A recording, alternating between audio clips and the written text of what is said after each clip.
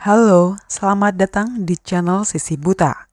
Sebelum saya mulai, saya mau ngucapin terima kasih terlebih dahulu untuk para penonton yang sudah menonton video ini dan video-video saya yang lain. Untuk para subscriber, saya ucapkan terima kasih sudah mendukung channel ini sampai sejauh ini. Semoga kalian selalu diberikan kesehatan dan kelancaran urusan. Terima kasih juga untuk kritik dan sarannya, karena semua itu berharga untuk kemajuan channel ini. Ketika keluarga Steenkamp dihabisi secara brutal pada tanggal 6 April tahun 2012, orang-orang di daerah itu langsung berasumsi bahwa kejadian tersebut adalah serangan terhadap petani. Putra mereka yang berusia 15 tahun dan berhasil selamat. Namun, ketika rincian ceritanya mulai tidak masuk akal, pihak berwenang menyadari bahwa si pelaku mungkin lebih dekat daripada yang mereka bayangkan. Apa yang sebenarnya terjadi? Langsung saja simak cerita lengkapnya.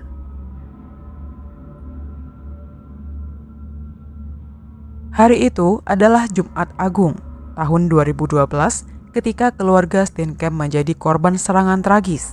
Mereka tinggal di Greek Western, kota pertama di Afrika Selatan yang didirikan di utara Sungai Orange. Pada tahun 2011, kota ini hanya dihuni oleh sekitar 6.500 orang. Berita tentang terbunuhnya satu keluarga itu mengguncang masyarakat kecil tersebut. Hal itu menjadi semakin mengejutkan ketika terungkap bahwa keluarga Steenkamp adalah korban pembunuhan. Sebagian besar penduduk Greek Western telah tinggal di sana sepanjang hidup mereka, begitu pula dengan orang tua dan kakek nenek mereka. Masyarakat setempat umumnya menghabiskan waktu di luar rumah untuk bertani atau berburu. Meski beberapa wilayah di Afrika Selatan dikenal memiliki tingkat kejahatan kekerasan yang tinggi, pembunuhan jarang terjadi di Greek Western. Korban adalah pasangan suami istri, Dion dan Christelle Steenkamp, yang berusia 40-an, serta putri mereka, Marcella, yang baru berusia 14 tahun. Dion dan Christelle dikenal sebagai anggota masyarakat yang sangat dihormati. Dion adalah pria bertubuh besar, mengenakan pakaian ukuran 5XL dan dikenal serius namun berdedikasi. Ia memiliki 5 peternakan yang semuanya dikelolanya sendiri. Selain itu, Dion melatih tim anak-anak dalam olahraga berkuda populer bernama ten pegging. Christelle juga sangat aktif di masyarakat. Ia menjalankan bisnis pembuatan biskuit di pertaniannya dan sering menghabiskan waktu luangnya untuk membantu kegiatan di gereja setempat. Selain itu, ia bekerja sebagai jurnalis untuk surat kabar provinsi. Sekitar pukul 7 malam pada tanggal 6 April tahun 2012, Don Steenkamp yang berusia 15 tahun tiba di kantor polisi dekat rumahnya. Dan yang berada di pertanian saat serangan terjadi muncul dengan tubuh berlumuran darah. Seorang petugas polisi membawanya ke dalam kantor untuk menenangkan anak tersebut. Di sana, Don menceritakan bahwa keluarganya telah dibunuh oleh orang asing yang berkeliaran di sekitar properti mereka. Don mengaku sedang berada di gudang ketika mendengar suara tembakan dari dalam rumah. Ia bersembunyi di sana selama sekitar 15 menit sebelum akhirnya memberanikan diri masuk ke rumah. Di dalam rumah, ia menemukan ibu, ayah, dan saudara perempuannya telah ditembak. Darah berceceran di mana-mana. Menurut Don, Marcella masih hidup ketika ia menemukannya.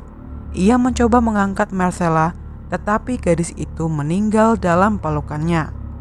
Don melanjutkan ceritanya bahwa ia segera masuk ke truk ayahnya untuk mencari bantuan. Ketika sedang mengemudi, ia mendengar suara tembakan tambahan dari dalam rumah. Di gerbang properti, ia melihat senapan dan revolver tergeletak di tanah, lalu ia mengambilnya dan meletakkannya di dalam truk.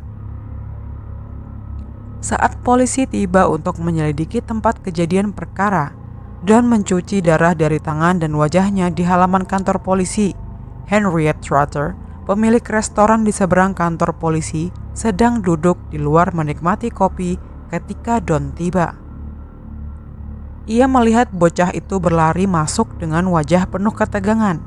Setelah mendapatkan izin dari polisi, Henriette menghampiri Don untuk memberinya segelas air, berharap itu dapat menenangkannya. Don bercerita kepada Henriette bahwa seluruh keluarganya telah terbunuh dan dia satu-satunya yang selamat. Henriette sempat melihat ada bercak darah di belakang telinga Don. Ia pun menyekanya dengan hati-hati. Dia tahu bahwa jika apa yang dikatakan Don benar, seharusnya dia tidak mencuci darah yang ada di tubuhnya sebelum pemeriksaan forensik. Namun, dia merasa kasihan pada anak laki-laki itu yang jelas-jelas mengalami trauma, jadi dia memilih untuk tidak melakukan intervensi. Dia kemudian bertanya kepada petugas yang mengawasi Don, apakah ia bisa membawanya ke restorannya. Henriette mengatakan bahwa itu akan menjadi tempat yang lebih nyaman bagi Don untuk duduk. Don sempat mendesak agar ia bisa ikut dengan para petugas menuju tempat kejadian, tetapi mereka menolak mengizinkannya. Setelah membersihkan wajahnya, Don melepaskan kaos yang penuh darah. Kaos tersebut dibuang ke tong sampah dan Don bertelanjang dada selama beberapa waktu saat dibawa ke restoran Henriette. Sepanjang perjalanan, Don sibuk mengirim pesan teks di ponselnya. Ia bertanya kepada Henriette berapa banyak teman yang harus dihubungi untuk memberitahu mereka tentang pembunuhan itu. Henriette menyarankan agar ia tidak memberitahukan siapapun sebelum berbicara dengan polisi. Meskipun Don melaporkan bahwa Marcella masih hidup ketika ia masuk ke rumah dan kemudian meninggal dalam pelukannya, dia tidak bisa diselamatkan. Ketiga anggota keluarga Steenkamp meninggal karena luka-luka mereka saat petugas pertama tiba di pertanian tersebut.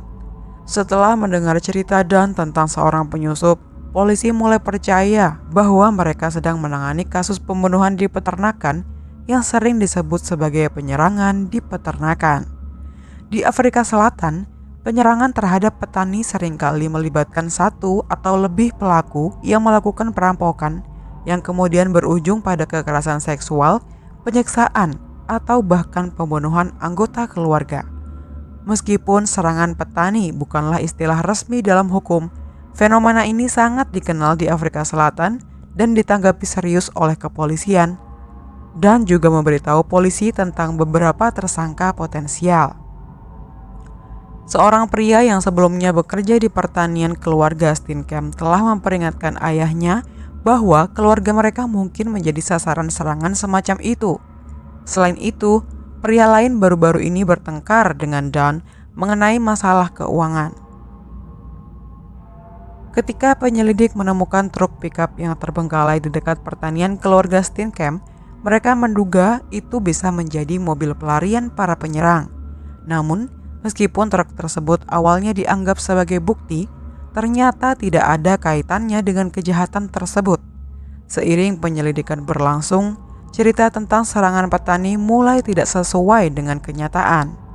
Serangan terhadap petani biasanya dilakukan oleh pelaku yang tidak dikenal oleh korban, namun jelas bahwa pembunuh keluarga Steenkamp sangat mengenal tata letak pertanian dan bagian dalam rumah mereka. Pembunuh itu tampaknya tidak hanya mengintai rumah tersebut, tetapi juga mungkin pernah masuk ke dalam rumah Steenkamp sebelumnya. Dia tahu persis di mana senjata dan kunci rumah disimpan dan bisa menyergap Don dan Crystal, menembak mereka sebelum mereka sempat bereaksi. Ketika polisi tiba di tempat kejadian, mereka menemukan pintu depan masih terpasang rantai dan baut yang membuat mustahil bagi penyusup untuk masuk melalui pintu depan. Namun, pintu belakang yang menuju ke dapur dibiarkan terbuka. Menurut Don, itu adalah pintu yang biasa digunakan oleh keluarga Steenkamp untuk masuk dan keluar rumah. Namun penyelidik segera menemukan masalah dengan teori bahwa penyusup masuk melalui pintu belakang, yaitu anjing-anjing peliharaan keluarga itu. Saat polisi berada di lokasi kejadian, petugas yang bertugas merekam video di TKP terpaksa mengambil ulang video tersebut karena anjing-anjing keluarga Steenkamp terus menggonggong padanya. Anjing-anjing itu sudah berada di dalam rumah ketika pembunuhan terjadi dan mustahil bagi orang asing untuk menyelinap masuk tanpa membuat mereka menggonggong. Gonggongan mereka pasti akan membuat keluarga Steenkamp waspada. Beberapa teman keluarga Steenkamp memberikan kesaksian yang serupa. Setiap kali mereka datang ke rumah, anjing-anjing itu akan menggonggong dengan keras. Para penyelidik mempertimbangkan kemungkinan bahwa penyusup mungkin membobol rumah melalui jendela atau pintu depan dan menguncinya lagi sebelum pergi, namun tidak ditemukan tanda-tanda masuk secara paksa dan semua jendela serta pintu tetap utuh tanpa kerusakan. Senapan dan revolver yang dibawa Don ke kantor polisi telah dipastikan sebagai senjata yang digunakan dalam pembunuhan, sehingga sulit dipercaya jika Don masih mendengar tembakan lebih lanjut setelah meninggalkan rumah. Jika senjata tersebut sudah dibuang dekat gerbang, mustahil senjata itu bisa digunakan lagi untuk menembak. Selain itu, senjata yang digunakan dalam serangan itu adalah milik keluarga Steenkamp dan tidak ada tanda-tanda bahwa penyerang membawa senjata sendiri. Meskipun senjata api sering dicuri dalam serangan pertanian, sangat tidak mungkin seorang penyerang tunggal akan mencoba mengalahkan keluarga Steenkamp tanpa membawa setidaknya satu senjata bersama dirinya. Penyerang itu harus bisa menyelinap masuk tanpa diketahui siapapun, bahkan oleh anjing-anjing, mengetahui dengan pasti di mana senjata-senjata itu disimpan, mengambilnya, lalu menembak keluarga tersebut. Hal ini hampir tidak mungkin dilakukan. Jika motifnya adalah perampokan, penyerang itu juga tampak sangat ceroboh. Ia gagal mengambil barang berharga apapun, bahkan setelah hampir seluruh anggota keluarga Steenkamp tewas. Meski beberapa kunci dan pisau milik Don diambil, pelaku meninggalkan dompet dan uang tunai begitu saja. Bahkan kedua kendaraan yang terparkir di luar rumah, yang keduanya masih terkunci dengan kunci tertinggal di kontak, tidak diambil. Ketika polisi tiba di lokasi, mereka menemukan brankas keluarga Steenkamp terbuka tanpa terkunci dengan kunci masih tertinggal di lubang kunci. Namun, senjata api dan sejumlah besar amunisi yang ada di dalam brankas tetap utuh. Dua senjata yang digunakan untuk menembak keluarga Steenkamp juga tidak dicuri, meskipun diduga pembunuh membawa senjata tersebut saat meninggalkan rumah. Dia kemudian membuangnya di pinggir jalan dekat gerbang peternakan, tempat senjata itu ditemukan dengan mudah oleh Don. Don menyatakan bahwa dalam perjalanan menuju kantor polisi, ia keluar dari mobil, mengambil senjata api yang terbuang di pinggir jalan dan menyerahkannya kepada petugas setibanya di kantor polisi. Sejak kematian keluarga Steenkamp dilaporkan, kasus ini segera dikelilingi rumor. Setelah polisi mengumumkan bahwa mereka tidak lagi mencari tersangka, rumor mulai menjauh dari teori serangan pertanian dan lebih berfokus pada keluarga Steenkamp. Beberapa orang berspekulasi bahwa Dion menembak istrinya dan putrinya, kemudian bunuh diri, tapi memilih untuk menyelamatkan nyawa putranya. Ada juga yang berteori bahwa pembunuhan ini terkait dengan satanisme, dengan klaim bahwa Marcella terlibat dalam ilmu gaib yang menyebabkan dia membunuh orang tuanya dan akhirnya dirinya sendiri. Teori yang paling banyak mendapat perhatian adalah bahwa Don sebenarnya diadopsi dan orang tuanya menyembunyikan fakta itu darinya. Pada hari pembunuhan, entah bagaimana Don mengetahui tentang adopsinya yang kemudian memicu kemarahannya dan mendorongnya untuk menembak seluruh anggota keluarga. Dalam hampir semua kasus di mana sebuah keluarga dihancurkan kecuali satu orang yang selamat, para penyelidik seringkali mencurigai bahwa orang yang selamat tersebut adalah pelaku kejahatan. Kasus keluarga Steenkamp tidak terkecuali. Ketika otopsi mengungkapkan bahwa Marcella telah diserang secara seksual antara 12 hingga 24 jam sebelum pembunuhannya, kecurigaan bahwa Don adalah pembunuhnya semakin kuat. Jika penyerang yang tak dikenal membunuh keluarga itu, tampaknya tidak mungkin dia menunggu hampir sehari setelah melakukan kekerasan seksual terhadap Marcella untuk membunuhnya. Penjelasan yang lebih masuk akal adalah bahwa penyerang tersebut adalah seseorang yang dikenal Marcella, mungkin saja kakaknya, Don. Sejak awal penyelidikan, polisi merasa ada yang aneh dengan perilaku Don.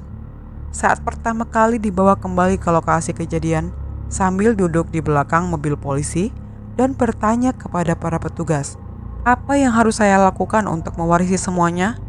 Padahal, sebagai satu-satunya anggota keluarga yang masih hidup, Don berhak atas warisan yang cukup besar. Ladang pertanian dan seluruh aset keluarga akan menjadi miliknya.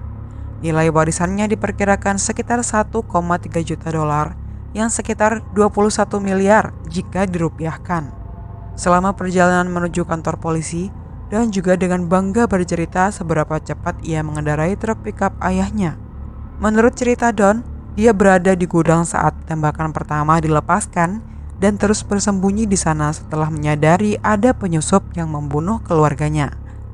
Namun, setiap kali berbicara dengan penyidik, ceritanya berubah-ubah mengenai alasan mengapa ia berada di gudang pada saat itu. Awalnya, Don mengatakan bahwa dia pergi ke gudang untuk menelpon temannya. Namun, rekaman panggilan selulernya menunjukkan bahwa meskipun ia mencoba menghubungi temannya pada pukul 17:59, temannya tidak mengangkat teleponnya. Selanjutnya, Don mengklaim bahwa dia pergi ke gudang untuk membersihkan pisau atau menyimpannya. Akhirnya ia mengatakan kepada polisi bahwa ia pergi ke gudang untuk memperbaiki lampu berburu. Penyelidik mulai merasa kesulitan untuk mempercayai ceritanya. Ketika polisi tiba di pertanian Steenkamp, mereka menemukan bahwa lampu di dalam rumah masih menyala, sementara lampu di gudang dimatikan. Ketika ditanya mengenai hal ini, Don menjelaskan bahwa ia sedang memperbaiki lampu berburu di dekat jendela gudang, sehingga ia tidak membutuhkan lampu untuk melihat, meskipun mendengar suara tembakan yang menunjukkan bahwa keluarganya sedang diserang, dan menyangkal bahwa ia mendengar Marcella berteriak saat dibunuh. Namun, bukti forensik yang ditemukan di tempat kejadian, termasuk sidik jari berdarah dan percikan darah, menunjukkan bahwa Marcella sebenarnya ditembak di luar rumah dan kemudian berhasil masuk ke dalam. Genangan darah Marcella ditemukan dekat pohon yang sangat dekat dengan gudang tempat Don bersembunyi. Polisi percaya sangat mungkin Marcella berteriak saat diserang, dan mustahil bagi Don yang bersembunyi begitu dekat untuk tidak mendengarnya. Meskipun ini adalah detail kecil dalam ceritanya dan tidak ada alasan jelas untuk berbohong, menjadi semakin jelas bahwa Don tidak ingin mengakui bahwa dia mendengar saudara perempuannya berteriak kesakitan. Polisi juga mempertanyakan mengapa Don bersembunyi di gudang dan tidak menghubungi layanan darurat, padahal dia selalu membawa telepon seluler. Jika dia tahu ada penyusup di properti tersebut dan kemudian mendengar suara tembakan, mengapa dia tidak menelpon polisi dan langsung pergi ke kantor polisi? Pemeriksaan data telepon mengungkapkan bahwa siapapun yang berada di pertanian antara pukul 6 dan 7 malam waktu kejadian pembunuhan pasti akan terekam sinyal telepon seluler. Kronologi yang diberikan Don kepada polisi diperiksa secara menyeluruh dan akhirnya mereka menemukan bahwa ceritanya tidak benar. Rekaman telepon menunjukkan pada pukul 6:34 sore, ibunya masih hidup dan baru saja mengirim pesan teks kepada Marcella dan menyatakan bahwa setelah mendengar tembakan, dia bersembunyi di gudang selama sekitar 15 menit, yang berarti saat itu sekitar pukul 6:49 malam. Setelah itu, entah bagaimana dia berhasil masuk ke dalam rumah, memeluk adik perempuannya yang sudah meninggal, memastikan bahwa kedua orang tuanya juga sudah meninggal, lalu berkendara sejauh 10 km ke kantor polisi dalam waktu hanya beberapa menit. Tidak peduli seberapa cepat Don mengemudi, mustahil baginya untuk melakukan semua itu dalam waktu singkat. Terutama karena dalam salah satu versinya, dia kembali ke gudang setelah memeriksa keluarganya.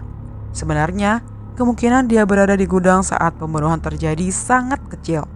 Segera setelah pembunuhan, penyelidik menyadari bahwa Don memiliki beberapa bekas cakaran aneh di leher dan tenggorokannya. Bekas cakaran itu tampaknya berasal dari kuku manusia. Kolonel Dick Dewall, penyelidik utama dalam kasus ini, bertanya kepada Don mengenai asal-usul bekas itu. Anehnya, Don mengakui bahwa bekas-bekas itu berasal dari adiknya, Marcella, namun dia mengklaim bahwa perkelahian itu terjadi pada sore hari tanggal 6 April, beberapa jam sebelum Marcella terbunuh. Meski perkelahian itu tampaknya cukup serius hingga menyebabkan cedera fisik pada Don, dia mengatakan kepada Kolonel Dewall bahwa dia tidak ingat apa yang memicu pertengkaran tersebut. Sebuah kaos milik Don yang ditemukan di tempat kejadian juga menambah kecurigaan. Kemeja itu robek dengan cara yang tidak biasa, dengan kerusakan akibat peregangan pada kain di sekitar bahu yang menunjukkan bahwa seseorang telah menariknya dengan kekuatan yang sangat besar. Don menjelaskan kerusakannya dengan mengatakan bahwa ketika dia meninggalkan gudang dan masuk ke rumah, dia melihat Marcella yang terluka parah namun masih hidup. Marcella mengulurkan tangan dan mencengkeram kaosnya, berusaha menariknya ke arahnya. Namun seorang ahli medis mengatakan bahwa sangat tidak mungkin Marcella memiliki kekuatan untuk merobek kemeja itu berdasarkan cerita Don. Analisis pada kemeja tersebut mengungkapkan bahwa ada darah Marcella di sana, dengan pola percikan yang menunjukkan bahwa Don berada dekat dengan Marcella saat dia ditembak. Jika darah itu hanya berpindah karena Don memeluk Marcella, tidak akan ada bercak darah seperti itu. Penyidik bertanya kepada Don mengapa dia mengganti kemeja setelah saudara perempuannya meninggal. Don mengaku bahwa dia merasa jijik dengan darah Marcella di bajunya, sehingga dia mengganti pakaian. Jadi setelah keluarganya dibunuh oleh orang asing dan tanpa mengetahui apakah pembunuhnya masih berada di rumah, dia sempat-sempatnya pergi ke kamar tidurnya dan mengganti bajunya. Beberapa kemeja Don pun diuji untuk mencari residu dari senjata api dan 2 diantaranya terbukti positif. Pengujian forensik lebih lanjut mengungkapkan bahwa Don telah menggunakan senjata api tepat sebelum tiba di kantor polisi. Tidak ada tanda-tanda yang menunjukkan bahwa seorang penyusup terlibat dalam serangan tersebut.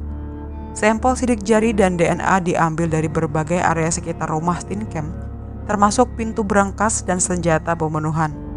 Dari lebih dari 70 sampel yang diambil, tidak ditemukan satupun yang mengidentifikasi sidik jari atau DNA selain milik ketiga korban dan Don.